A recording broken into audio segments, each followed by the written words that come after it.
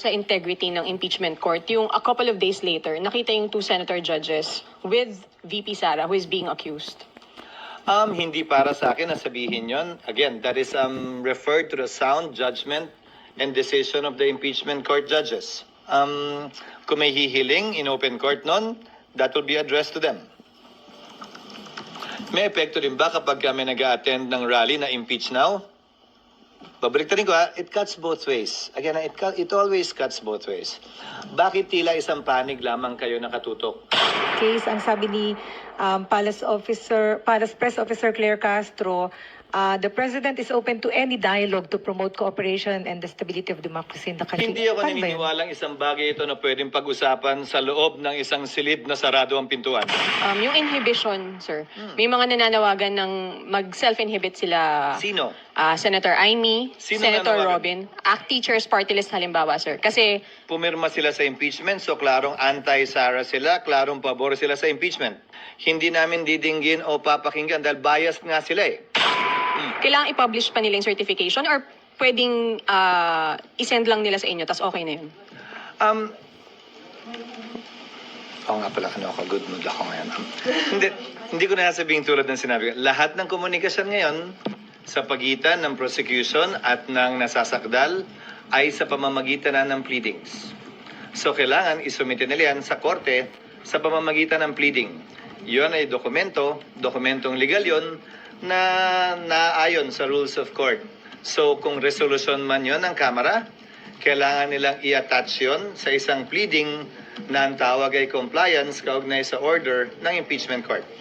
Is, Yung compliance. So, kailan dapat yung compliance ng case rep? Kasi yung sa number 2 dun sa order, hindi pa nila po yung makakomply. Totoo naman yun at parang hindi naman namin alam yun. Kaya nga nakalagay doon, di ba? Compliance kaugnay sa pagsunod sa one-year ban, yan ay kailangan isumite ng 19th Congress.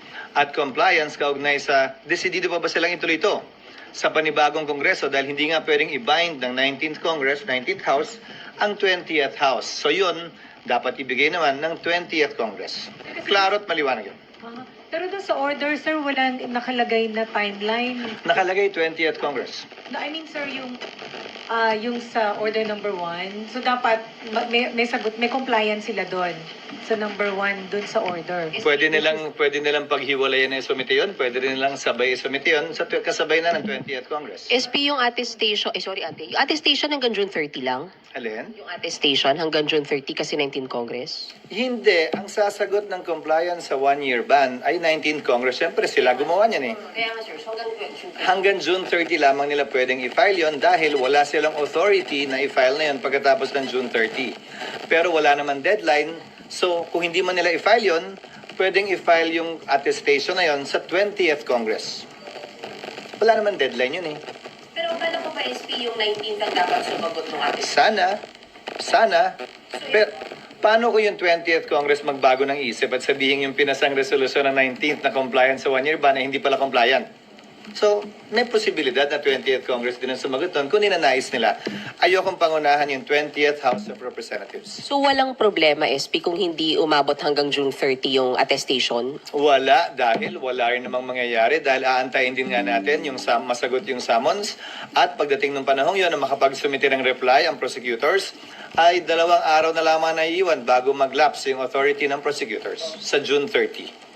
Sabi ni Congressman Arnan Panaligan, one of the congressman prosecutors, malabo daw yung order, kaya hihingi sila ng clarification. Okay lang, pero hindi siya pwede magsalita sa ngalan ng lahat hanggat wala kami natatanggap na pleading. Ulitin ko, alam kong political process ito, pero hindi na ito madadala sa mga interview, press release at saka social media post. Kung ano man ang ninanais ng Kamara, dapat sila magsalita in one voice, in unison, sa pamamagitan ng isang pleading na isasubmit sa impeachment court. Hindi pwedeng pa isa-isa silang sasagot at magpapa-interview na lamang at yun yung sasagutin namin pa isa-isa din.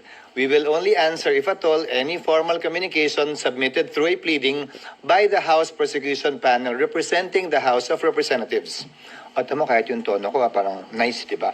So, comply, so kung hindi sila mag-comply dun sa order, that's defiance. So anong pwedeng gawin ng Nasa sa kanila yon, pero nakalagay sa isang verbal or oral order bago kami nag-adjourn ay magsischedule ang presiding officer, sino man yon, ng impeachment court sa 20th Congress kapag ka nakapag-comply na ang Kamara at sa panig naman nasakdal ang defendant or respondent dito sa kasong ito sa pamamagitan ng pagsumite ng answer doon sa summons. SP, SP pag hindi sumagot, dahil korte kayo, Una. ang Kamara po, or any of the parties, since court kayo, meron po bang option na ipakontempt nyo po? At kung ipapakontempt, paano po? Buong Kamara ba yun? Kasama yan sa poder, sa power ng impeachment court dahil nga suppletorily applicable ang rules of court. Subalit, magkaiba. Sa parte ng nasasakdal, meron siyang option na hindi sumagot. May procedure din kung sakasakaling gawin yon. Kung hindi siya sumagot, magpapatuloy ang pagdinig, mag-i-enter lamang ng plea of not guilty sa ngalan niya kung sakasakali dahil ang posisyon ng kanyang mga abogado, itong mga nagdaang buwan, ay aantayin daw nila ang desisyon ng Korte Suprema kaugnay sa kasong final nila. Hindi ko alam kung kailan ilalabas yun ng Korte. What about yung House, SP Sa ko? panig ng Kamara, desisyon niya ng impeachment court pagdating ng 20th Congress, kung may ipapataw na parusa, pero definitely, pagpapaliwanagin muna sila kung bakit hindi sila nagsumite ng kanilang compliance. At saka, akala ko ba interesado silang gawin ito? So bakit hindi sila mag-comply? So, kumbaga, papasa sa kamay nila kung bakit hindi ito matutuloy kung hindi sila mag-comply. Okay. So sir, clarification. Walang trial, hindi kayo mag-resume hanggang walang compliance dun sa order. Yun ang oral order na binigay sa impeachment court in open court bago kami nag-adjourn. Pero siyempre, ulitin ko decision niya ng 20th Congress, 20th Senate. Ang posibleng magbago yung desisyon, posibleng pareho pa rin yung desisyon. Again, hindi namin pwedeng i-bind yung 20th Congress Senate kaugnay sa mga pagpapasyang ito. Sir, so kailangan pa bang humarap ni VP Sara? Sang-ayon sa aming rules, oo. Pero may karapatan siyang hindi humarap. Kung ayaw niya, magpapatuloy yung pagdinig kahit hindi siya humarap. SP, so hindi kayo magre-resume ng impeachment court if hindi ma-comply yung 1 and 2 sa pag-remand?